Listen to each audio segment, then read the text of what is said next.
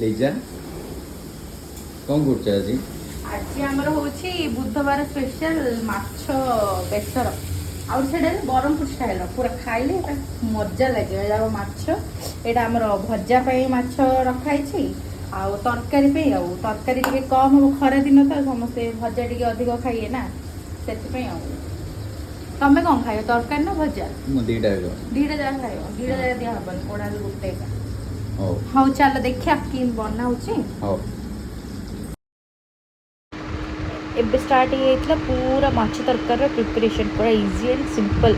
ସୋରିଷ ତେଲ ଆଜ୍ଞା ନେଇଯାଏ, ତାହେଲେ ସୋରିଷ ଗୋଟେ ଶୁଖିଲା ଲଙ୍କା ଦେଇ ପିଆଜ ଫୁଟାଇ ଦେବେ। ପିଆଜ ଫୁଟିଲା ପରେ ମୋ ଶାଶୁ ବାଟିକି ରଖିଥିଲେ ମସଲା, ସୋରିଷ, ଜିରା ଆଉ ଖାଲି ରସୁଣ ଆଉ ଟିକେ ନାଉ ପିଆଜ।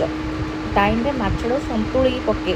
ମାଛ ଭାଜେନି, ମାଛ ଭାଜିଲେ କାଡ଼କଡ଼ ଲାଗେ, ଭଲ ଲାଗେନି। କ'ଣ ଲାଗିବା ପାଇଁ ସନ୍ତୁଳି ଦେଲେ ବଢ଼ିଆ ଲାଗିବ। ତାପରେ ଆମର ବାବୁ ମାଛ ମଞ୍ଜି ହେଲେ ଆଣିଥିଲେ, ଭଗବାନ କୁହନି ଆଜି କି ହଟଟା ମାଛ ମଞ୍ଜି ଭଜା, ମାଛ ଭଜା, ମାଛ ତରକାରୀ, ମୁଣ୍ଡ ଖରାପ ହେଇଗଲା ଖରାଦିନେ। ତାପରେ ଗରମ ପାଣି ଦେଇ ଆମର ହେଇଗଲା ତରକାରୀ ପ୍ରିପାରେସନ୍। ଟମାଟୋଟାକୁ ସନ୍ତୁଳି ରଖିଥିବ, ଲାଷ୍ଟକୁ ଦେବ, ଖଟା ଖଟା ଲାଗିବ, ଭଲ ଲାଗିବ। ଏପଟେ ଭଜା ଚାଲିଛି ମାଛ ମଞ୍ଜି, ତାପରେ ମୋ ଶାଶୁ ମସଲା ପ୍ରିପାରେସନ୍ କରୁଛନ୍ତି ଆଉ ମାଛର ଆଉ ଭଜା ପାଇଁ ଆଉ ପୁରା କ'ଣ କହିଲ ଆମର ରୋଷ୍ଟ ଭଜା ହେଉଛି ତ ସେଥିପାଇଁ। ତାପରେ ଗରମ ଗରମ ମାଛ ଭଜାକୁ ତରକାରୀକୁ ମଞ୍ଜି ଭଜା ଖାଉ ଆଉ। ମୋତେ ସତରେ ଭଲ ଲାଗିଥିଲା। ଏଇଟା ଭାକୁର ମାଛ ଥିଲା, ଆମର ଗାଁ ଷ୍ଟାଇଲ୍ ହେଇଥିଲେ ଭଲ ହେଇଥିଲା। ବମ୍ବେର ଭାକୁର ମାଛ ବମ୍ବେ ପରିଆ ଲାଗିଲା ଆଉ ସେମିତିଆ ଆଉ। ତାପରେ ଆମର ହେଇଯାଇଥିଲା ଭାତ, ତରକାରୀ, ଭଜା, ମଞ୍ଜି ଭଜା, ସବୁ ଯାକ ଖାଇଦେଲୁ। ଖାଁ କରି ଏସି ଲଗେଇ ଶୋଇପଡ଼ିଲୁ, ସରିଲା କାମ।